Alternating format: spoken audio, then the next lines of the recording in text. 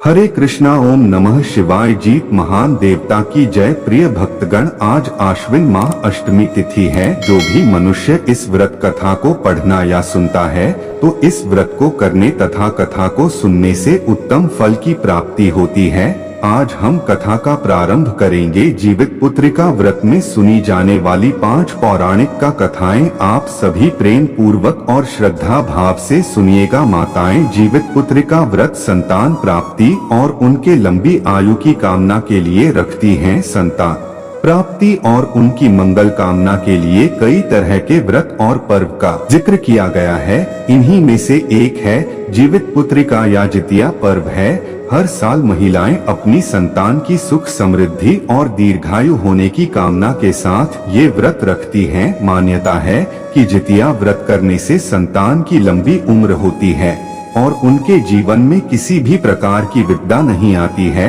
जितिया व्रत कथा को लेकर कई तरह की मान्यताएं प्रचलित हैं। नमस्कार मित्रों, आप सभी का फिर से स्वागत है हमारे YouTube चैनल SK गीता ज्ञान में। अगर आप भी भगवान शिव के सच्चे भक्त हैं तो भगवान शिव का अनादर न करें। अगर आप यह कहानी सुन रहे हैं तो इसे पूरा सुने, आधा अधूरा छोड़कर जाने की गलती ना करें। अगर आप भगवान शिव के भक्त हैं तो कमेंट में हर हर महादेव जरूर लिखें। आप हमारे चैनल पर पहली बार आए हैं तो उसे सब्सक्राइब जरूर कर लीजिए और बेल आइकन को भी प्रेस कर लीजिए ताकि आने वाली वीडियो का नोटिफिकेशन आपको मिलता रहे। प्रेम से एक बार बोलिए हर हर महादेव। तो चलिए कथा का प्रारंभ करते हैं। जीत महान गोसाई की जय। गरुड़ देवता की जय। गंधर्वों के राजकुमार का नाम जीमूतवाहन था। वे बड़े उदार और परोपकारी थे। जीमूतवाहन के पिता ने वृद्धावस्था में वानप्रस्थ आश्रम में जाते समय इनको राज्य सिंहासन पर बैठाया, किंतु इनका मन राजपाट में नहीं लगता था। वह राज्य का भार अपने भाइयों पर छोड़कर स्वयं वन में पिता की सेवा करने चले गए। वहीं पर उनका मलयवती नामक राज्य कन्या से विवाह हो गया। एक दिन जब वन में भ्रमण करते हुए जीमूतवाहन काफी आगे चले गए तब उन्हें एक वृद्धा विलाप करते हुए दिखी। इनके पूछने पर वृद्धा ने रोते हुए बताया,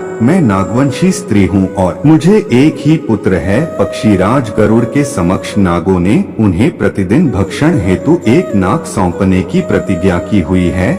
आज मेरे पुत्र शंखचूड़ की बलि का दिन है। जीमूतवाहन ने वृद्धा को आश्वस्त करते हुए कहा, डरो मत, मैं तुम्हारे पुत्र के प्राणों की रक्षा करूंगा। आज उसके बदले मैं स्वयं अपने आप को उसके लाल कपड़े में ढककर वध्यशिला पर लेटूंगा। इतना कहकर जीमूतवाहन ने शंखचूड़ के हाथ से लाल कपड़ा ले लिया और वे उसे लपेटकर खुद को बलि देने के लिए चुनी हुई वध्यशिला पर लेट गए। नियत समय पर गरुड़ बड़े वेग से आए और वह लाल कपड़े में ढके जीमूतवाहन को पंजे में दबोचकर पहाड़ के शिखर पर जाकर बैठ गए। अपने चंगुल में गिरफ्तार प्राणी की आंख में आंसू और मुंह में आह निकलता ना देखकर गरुड़ जी बड़े आश्चर्य में पड़ गए। उन्होंने जीमूतवाहन से उनका परिचय पूछा। जीमूतवाहन ने सारा किस्सा सुनाया। गरुड़ जी उनकी बहादुरी और दूसरे की प्राण रक्षा करने में स्वयं का बलिदान देने की हिम्मत से बहुत प्रभावित हुए। प्रसन्न होकर गरुड़ जी ने उनको जीवन दान दे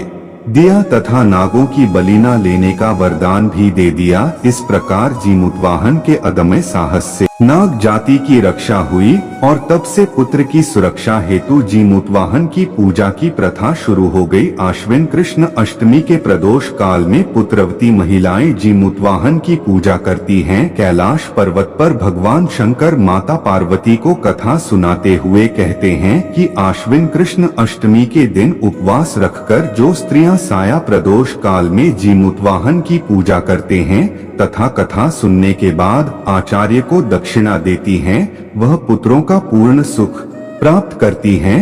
व्रत का पारण दूसरे दिन अष्टमी तिथि की समाप्ति के पश्चात किया जाता है। यह व्रत अपने नाम के अनुरूप फल देने वाला है। अब दूसरी कथा सुनाने जा रहा हूँ। नर्मदा नदी के पास एक कंचनबटी नाम का नगर था। वहाँ के राजा का नाम मलाई केतु था। उसी नर्मदा नदी के पश्चिम और बालुहटा नाम की मरुभूमि थी जिसमें एक विशाल पेड़ पर चील रहती थी और उसी पेड़ के नीचे एक सियारिन भी रहती थी। चील और सियारिन दोनों ही पक्की सहेलियां थी। कुछ महिलाओं को जितिया व्रत करते देख चील और सियारिन ने भी यह व्रत करने का संकल्प लिया और दोनों ही भगवान श्री जीमूतवाहन की पूजा और व्रत करने का प्रण ले लिया। जिस दिन दोनों को व्रत रखना था, ठीक उसी दिन शहर के एक बड़े व्यापारी की मृत्यु हो गई और उनका दाह संस्कार वही मरुस्थल पर हुआ। मुर्दा देखकर सियारिन को भूख लगने लगी और वह खुद को रोक नहीं पाई और थक हार कर वह जाकर मांस पर टूट, जिसके कारण उसका व्रत टूट गया। और चील की पूछने पर सियारिन ने उसे झूठ बोला, परंतु चील ने खुद पर संयम रखा और पूरी श्रद्धा और नियम से अपना व्रत पूरा किया और अगले दिन व्रत का पारण भी किया। उसके बाद अगले जन्म में दोनों सहेलियों ने पुत्री के रूप में एक ब्राह्मण परिवार में जन्म लिया। उनके पिता का नाम भास्कर था।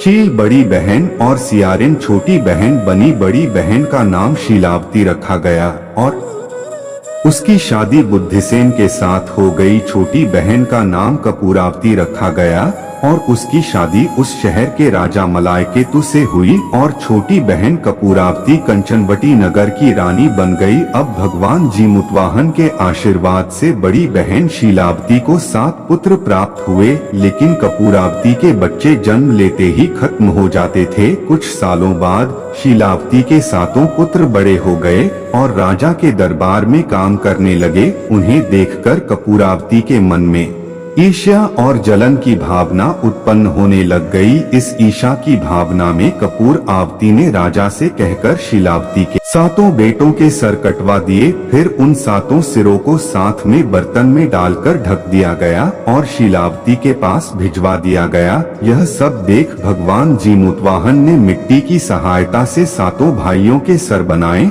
और सभी सिरों को धड़ से जोड़कर उन पर अमृत छिड़क दिया, जिसके कारण वे 7 भाई फिर से जिंदा हो गए और घर लौट आए। रानी ने जो कटे सर भिजवाए थे वह सब फूल बन गए। कपूरावती समाचार पाने को बहुत व्याकुल थी, लेकिन जब उसे इस बात का पता चला तो वह अपने बड़ी बहन के घर गई और वहां सबको जिंदा देखकर आश्चर्य में पड़ गई और बेहोश हो गई। जब कपूरावती होश में आई तो उसने अपनी बड़ी बहन से यह सारी बात बताई और अपनी गलती का पछतावा किया। भगवान जीमूतवाहन की कृपा से बड़ी बहन को पूर्व जन्म की सारी बात याद आ गई और वह अपनी छोटी बहन को उसी पेड़ के नीचे लाकर पूर्व जन्म की सारी बातें सुनाई, जिसे सुनकर कपूरावती फिर बेहोश हो गई और मर गई। जब राजा तक इस बात की सूचना मिली तो उन्होंने उसी जगह पर पेड़ के नीचे कपूरावती का दाह संस्कार कर दिया। अब तीसरी कथा का प्रारंभ करने जा रहा हूँ। 2 बहनें थी जिनका नाम था चूलिया और सिरिया। चूलिया बहुत मेहनती थी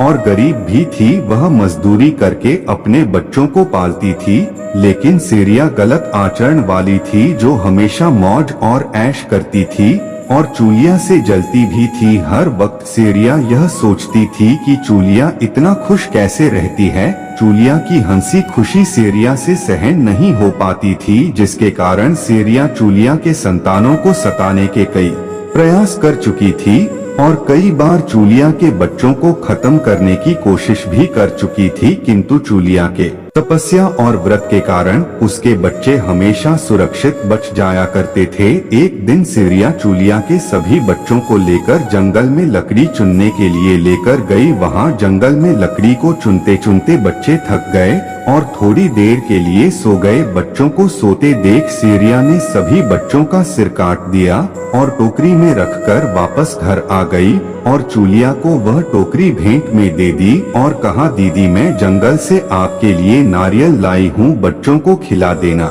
चूलिया ने उस टोकरी को उठाकर देखा नहीं और किनारे में रख दिया और अपने बच्चों की प्रतीक्षा करने लग गई। जब शाम से रात हो गई और बच्चे वापस नहीं आए तो वह बहुत परेशान हो गई। बड़े ही करुण स्वर में जोर जोर से रोने लग गई। करुणा भरी स्वर को शंकर पार्वती जी से रहा नहीं गया और उन्होंने महादेव से कहा कि हे प्रभु, कोई दुखियारी बहुत रो रही है, उसके रोने में बहुत दर्द छुपा हुआ है, मुझसे बर्दाश्त नहीं हो पा रहा, हमें चलकर देखना चाहिए कि कौन रो रहा है और क्यों रो रहा है। तब इस बात पर महादेव जी ने कहा कि यह मृत्युलोक है और यहाँ पर यह सारी साधारण सी बात है, लेकिन पार्वती के हठ के कारण महादेव उनके सामने झुक गए और चूलिया के पास जाकर उसके रोने का कारण पूछने लगे। महादेव जी के पूछने पर चूलिया ने अपने रोने का कारण विस्तार से बता दिया। शंकर जी ने जब ध्यान लगाया तो उन्होंने चूलिया के बच्चों को जंगल में मृत पाया, जिसके बाद शंकर जी ने पार्वती जी को अनुरोध किया और बच्चों को पुनर्जीवित कर दिया। बच्चे नींद से उठकर मौसी को ढूंढ रहे थे, किंतु मौसी वहां नहीं थी। बच्चे डरकर घर आ गए और मौसी के सारे कार्य मां के सामने बता दिए। यह सब सुनकर चूलिया सेरिया के पास जाकर लड़ने लगी कि तुम मेरे बच्चों को जंगल में क्यों अकेला छोड़ आई। दोनों बहनों में लड़ाई शुरू हो गई और यह लड़ाई 7 दिन 7 रात तक चलती रही, किंतु इस लड़ाई का कोई हल नहीं निकला। जिसके बाद दोनों ने उस जंगल में एक तपस्वी को घटना सुनाई। घटना को सुनने के बाद तपस्वी ने दोनों को आदेश दिया कि तुम दोनों जाकर पास में खेल रहे बच्चों को बाल से पकड़कर घसीटते हुए मेरे पास लेकर आ जाओ, उसके बाद मैं निर्णय करूंगा। चूलिया बच्चों की माँ थी, उससे बच्चों की पीड़ा देखी ना जा सकी। उसने महात्मा के वचनों का पालन नहीं किया, लेकिन सेरिया दौड़ती हुई गई और खेलते हुए बच्चों को बाल से पकड़कर खींचकर ले आई। जिसके बाद तपस्वी ने सेरिया को यह श्राप दिया कि हर जन्म में इसी प्रकार तू सदैव जलती रहेगी और दुखी होती रहेगी। जो महिला किसी बच्चे की पीड़ा और माँ की ममता को नहीं जानती, जीवन भर धरती पर दुख भोगने के अलावा और कुछ नहीं कर पाएगी। अब चौथी कथा का प्रारंभ करने जा रहा हूँ। 2 बहनें थी, एक का नाम था सुखिया और दूसरी का नाम था दुखिया। दोनों का भाग्य उनके नाम जैसा ही था। दुखिया गरीब थी और बहुत दुखी रहती थी, सुखिया अमीर थी और हमेशा सुखी रहती थी। दोनों एक ही गांव में रहती थी। दुखिया सुखिया के घर में काम करती थी, साफ सफाई करती थी, खाना बनाती थी और जो खाना बच जाता था वह खाना सुखिया दुखिया को दे देती थी। इसी तरह दुखिया का घर चलता था। समय बीतता गया, दोनों के बच्चे थे। सुखिया को 2 पुत्र थे और दुखिया को भी 2 पुत्र थे। जब जितिया का व्रत आया तो दोनों बहन जितिया का व्रत रखी थी। दुखिया सुखिया के घर में काम करती थी। व्रत के दिन दुखिया ने सुखिया के घर जो चावल फटका, चावल को साफ करना, उससे जो खुर्दी निकला वह अपने लिए रख ली और साफ चावल सुखिया को दे दी। फिर साग को चुनी, पत्तियों को डंठल से अलग करना, बढ़िया वाला साग सुखिया के लिए रख दी और जो डंठल था वह अपने लिए रखी। अब दुखिया ने सुखिया के घर सारा खाना बना दिया और अपने घर चावल की खुर्दी और साग की डंठल लेकर गई बनाने के लिए। खुर्दी का चावल और साग की डंठल बनाकर वह खाना अपने बच्चों को खिलाई और खुद भी खाई। उसके बाद दुखिया सोने चली गई। आधी रात में एक बूढ़ी औरत उसके घर पर आकर दरवाजा खटखटाती है तो दुखिया पूछती है कौन है। तब बूढ़ी बोलती है बेटा हम हैं। दुखिया ने उठकर फाटक खोला और पूछती है अम्मा आपको क्या चाहिए, इतनी रात में आप यहाँ किस लिए आई हो। बूढ़ी बोलती है बेटा मुझे बहुत भूख लगी है, कुछ खाने को दे दो। दुखिया उसे घर के अंदर ले आती है और कहती है हम लोग बहुत गरीब हैं, आज मैंने खुर्दी का चावल और साग की डंठल बनाया है, क्या आप खाएंगी। तो बूढ़ी माँ कहती है हाँ क्यों नहीं खाएंगे, हमें बहुत भूख लगी है, हम वहीं खाएंगे। दुखिया अंदर जाकर खुर्दी का चावल और साग की डंठल लाती है और बूढ़ी को देती है खाने के लिए। बूढ़ी खाना खाने के बाद कहती है कि मुझे अच्छे से कुछ दिखाई नहीं देता, इतनी रात के अंधेरे में मैं अपने घर कैसे जाऊंगी। तो दुखिया कहती है कोई बात नहीं, आप यहीं पर सो जाइए, सुबह अपने घर चले जाना। तो बूढ़ी दुखिया के घर में ही सो जाती है। फिर थोड़ी देर बाद उठकर बूढ़ी माँ बोलती है बेटा मुझे दीर्घ शंका लगी है, कहाँ करूँ। तो दुखिया कहती है मेरे घर में बाथरूम नहीं है, इसलिए आप उधर कोने में कर लीजिए। बूढ़ी माँ पूछती है कि बेटा भड़भड़ करें या छरछर करें। दुखिया नींद में थी तो वह कहती है, माताजी भड़भड़ कर दो, मैं सुबह साफ कर दूंगी। फिर थोड़ी देर बाद बूढ़ी पूछती है कि बेटा मैं अपने हाथ कहाँ साफ करूं? तो दुखिया कहती है, आप मेरे सर में अपने हाथ को साफ कर लीजिए। जब सुबह होती है तो दुखिया को यह सब सपने के जैसे लगता है कि सोते समय मुझे कोई सपना आया होगा। वह ज्यादा कुछ नहीं सोचती और नदी में नहाने के लिए चली जाती है। जब वह नदी में नहाती है और अपने बालती है तो उसके बालों से होते हुए जो पानी बहता है वह सोने का पानी होता है।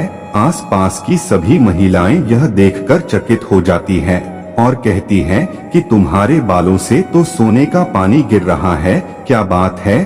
फिर उसे रात की सारी बात याद आती है। वह दौड़कर अपने घर की ओर भागती है, यह सोचकर कि उसका घर दीर्घशंका से गंदा हुआ होगा, पहले उसको साफ करना होगा। जब वह अपने घर में जाती है तो देखती है कि घर के हर कोने में ढेर सारा सोना बिखरा पड़ा होता है।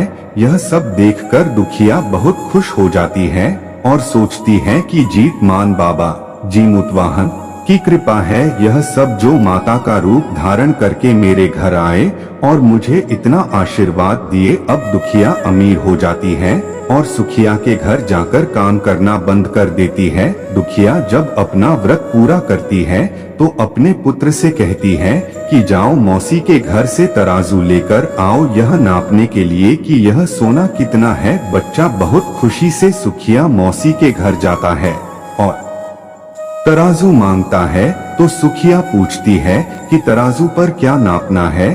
तो बच्चा बोलता है, मेरे घर में बहुत ढेर सारा सोना है, उसी को मम्मी नापेगी। सुखिया कहती है, खाने के लिए तुम्हारे पास कुछ भी नहीं है और सोना नापोगे, मुझसे झूठ कहते हो? तो बच्चा कहता है, नहीं मैं झूठ नहीं बोल रहा हूँ। सुखिया सोचती है जब तराजू मांगा है तो कुछ ना कुछ तो जरूर नापना होगा, इसलिए वह तराजू के पीछे गोंद लगा देती है कि जो भी नपेगा वह थोड़ा सा इसमें चिपक जाएगा। दुखिया जब तराजू पर सोना नापती है तो कुछ सोना का टुकड़ा उस बूंद में चिपक जाता है। जब बच्चा तराजू लौटाने आता है तो सुखिया उसको उलट पुलट कर देखती है तो उसे तराजू में सोना लगा हुआ मिलता है। सुखिया सोचती है उसके घर में जरूर कहीं से सोना आया होगा, इसलिए वह कई दिन से काम पर भी नहीं आ रही है। सुखिया उसके घर जाकर देखते हैं कि यह सोना कहाँ से आया। जब सुखिया दुखिया के पास जाकर पूछती है कि तुम्हारे पास कहाँ से इतना सोना आया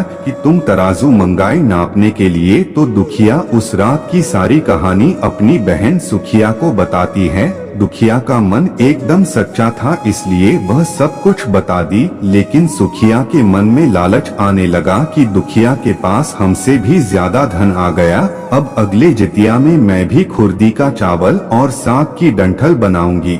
फिर अगले साल जितिया का व्रत दोनों बहन ने रखा। सुखिया के पास हर तरह का सुख था और धन भी था, फिर भी वह जितिया के दिन चावल फटक कर साफ चावल फेंक थी और खुर्दी अपने पास रख ली। साग को तोड़कर पत्तियां फेंक दी और डंठल अपने पास रख ली और वही बनाई खा पीकर पूजा पाठ करके सोने चली गई। फिर आधी रात में उसके घर में भी बूढ़ी आई और दरवाजा खटखटाती है।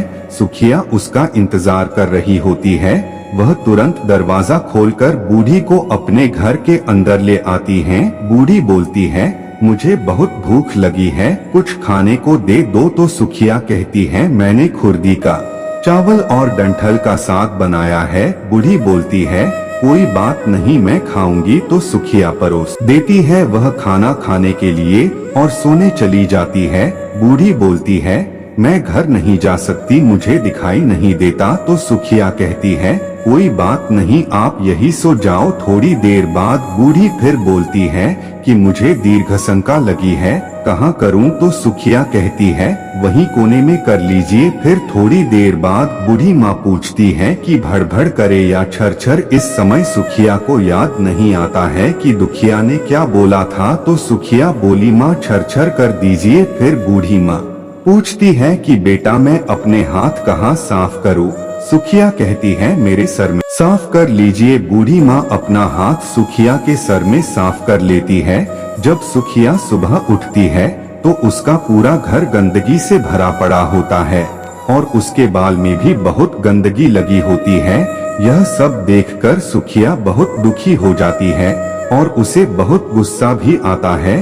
वह अपनी बहन दुखिया को बुलाती है और उसको गुस्सा करती है कि तुमने हमसे झूठ कहा और मेरा पूरा घर गंदा करवा दिया। तो दुखिया पूछती है कि तुमने क्या कहा था, भड़भड़ या छरछर? तो सुखिया कहती है मैं तो छरछर बोला। तो दुखिया कहती है यहीं पर तो तुमने गलती करी और तुम पास तो सब कुछ था, किसी चीज की कमी नहीं थी, फिर भी तुमने लालच किया। मेरे पास तो कुछ भी नहीं था, तुम्हारे पास तो सब कुछ था। तुम्हारे घर जीत मन बाबा जी मुतवाहन भेष बदल कर आए, लेकिन फिर भी तुमने उन्हें अच्छा खाना नहीं परोसा। मेरे पास तो कुछ भी नहीं था, इसलिए मैंने उन्हें खुर्दी का चावल और साग का डंठल परोसा था। तुमने अपने घर आए भगवान का अपमान किया। सब कुछ रहते हुए भी तुमने साग और भात खिलाया। तुम्हारे पास सब कुछ होते हुए भी तुम्हें लालच नहीं करना चाहिए, इसलिए तुम्हारे साथ बुरा हुआ। अब सबसे अंतिम कथा सुनाता। धार्मिक मान्यताएं हैं कि जितिया व्रत का संबंध महाभारत काल से है। पौराणिक कथाओं में बताया गया है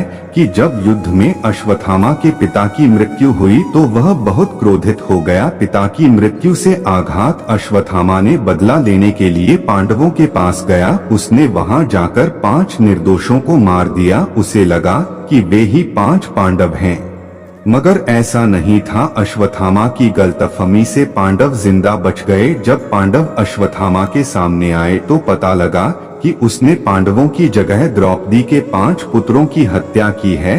अर्जुन को इस बात पता लगा तो वह भी बहुत क्रोधित हुआ। अर्जुन ने अश्वत्थामा को बंदी बनाया और उससे दिव्य मणि छीनकर अपने पास रख ली। मणि छीने जाने का बदला लेने के लिए अश्वत्थामा ने अभिमन्यु की पत्नी उत्तरा के गर्भ में पल रही संतान को मारने की योजना बना डाली। इसने गर्भ में पल रहे मारने के लिए ब्रह्मास्त्र चलाया। इसी कारण उत्तरा का गर्भ नष्ट हुआ, मगर उस बच्चे का जन्म लेना जरूरी था। इसलिए भगवान श्री कृष्ण ने उत्तरा के मरे हुए संतान को गर्भ में ही फिर से जीवित कर दिया। उत्तरा की संतान गर्भ में मरकर जीवित हुई, इसलिए इस व्रत का नाम जीवित पुत्रिका प्रसिद्ध हुआ। तभी से माताएं अपनी संतान की लंबी आयु के लिए इस व्रत को करने लगी। कहा जाता है कि इस व्रत को श्रद्धा के साथ करने वालों की संतानें स्वस्थ होती हैं और दीर्घायु को प्राप्त होती हैं। श्री कृष्ण की कृपा से इस पुत्र का नाम जीवित पुत्रिका नाम दिया गया। तब से लेकर आज तक संतान की लंबी उम्र के लिए और उनकी मंगल कामना के लिए हर साल माताएं जितिया व्रत या जीवित पुत्रिका व्रत रखती हैं और परंपरा के साथ उन्हें पूरा भी करती हैं। उम्मीद करते हैं दोस्तों आपको कथा पसंद आई हो तो एक लाइक अवश्य कर दीजिएगा और हमारे चैनल पर पहली बार आए तो उसे सब्सक्राइब जरूर कर दीजिए और बेल आइकन को भी प्रेस कर दीजिएगा ताकि आने वाले वीडियो का नोटिफिकेशन आप सभी को मिल सके। आप सभी भगवान शिव के सच्चे भक्त हैं तो कमेंट बॉक्स में हर हर महादेव, ओम नमः शिवाय, गरुड़ देवता जीत महान देवता की जय अवश्य लिख दीजिएगा।